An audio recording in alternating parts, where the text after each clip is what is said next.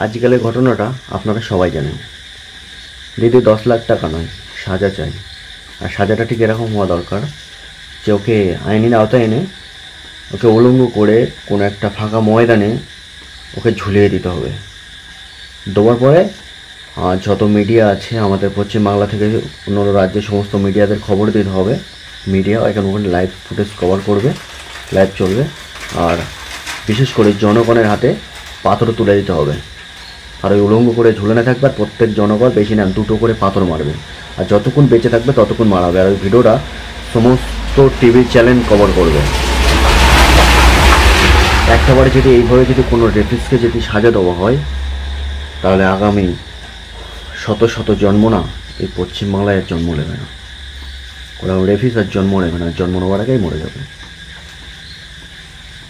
10 লাখ টাকা না, আইনের আওতায় এনে সাজা চাই। আর সাজাটা ঠিক রেপিসদের ক্ষেত্রে এই সাজাটাই দরকার।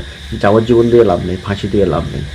এমনভাবে সাজা দিতে হবে যাতে একজনকে দিতে হবে, আর একজনকে যে সাজাটা তো হবে ওটা যেন আমাদের দেশবাসী দেখে যেন বলে না ঠিক আছে। আমার মতে তো এটাই মনে হলো যে সাজা দিতে হলে ঠিক এইভাবে দিতে হবে, পুরো আম পাবলিকের সামনে দিতে হবে, পাবলিকের হাতে তুলে দিতে হবে পাথর। মারো, যতক্ষণ বেঁচে থাকবে ততক্ষণ মারো। আর একটাবার যদি লাইভ কভার করা যায় না, সত্যি বলছি জন্ম নেবে না এই পৃথিবীটার। কিন্তু হবে না, 10 লাখ টাকায় মিটে যাবে। এটা সত্যি কথা বলতে কি, এই কেসটা স্টুডেন্ট ফান্ড যদি না আন্দোলন করতো না, তাহলে কেসটা চাপ পড়ে যেত। স্টুডেন্ট ফান্ড যখনই আন্দোলন করলো তখনই কেসটা সবার সামনে আসলো, তখনই মানুষ প্রতিবাদ করতে লেগে গেল। আর বিচার কয়েকদিন আগে আবু সিদ্দিককে মেরে দিল, পুলিশ মেরে পিটিয়ে মেরে দিল, ওকে দাফন করা হলো, পোস্টমর্টম করে দাফন করা হলো। করার পরে তারপর কি আবার ওকে তোলা হলো, সিবিআই করা হলো, দাফন আবার ওকে তুলে আবার পোস্টমর্টম করলো, আবার রিপোর্ট এই রিপোর্টে কী হলো জানি না, কেন পাবলিশ হলো না।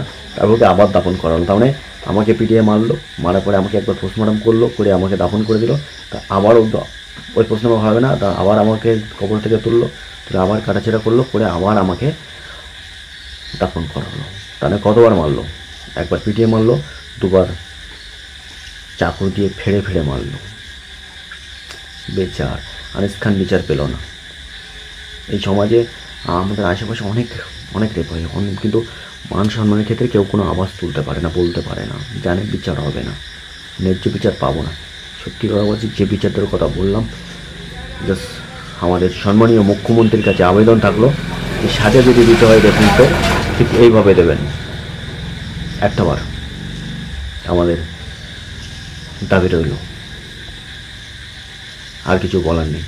কেন এই বাংলায় দিনের পর দিন যে অন্যায় হচ্ছে, অপরাধ হচ্ছে, কিন্তু সেই তুলনায় সাজা নেই। অপরাধীরা করলাম ছেড়ে দেওয়া হচ্ছে, আর যারা এই সমাজে লাঞ্ছিত বঞ্চিত হচ্ছে তাদেরকে 10 লাখ টাকা দিয়ে মুখটা বন্ধ করা হচ্ছে। এটাই আমাদের বাংলার কালচার এখন দাঁড়িয়েছে। ভালো থাকবেন, সবাই ভালো থাকবেন।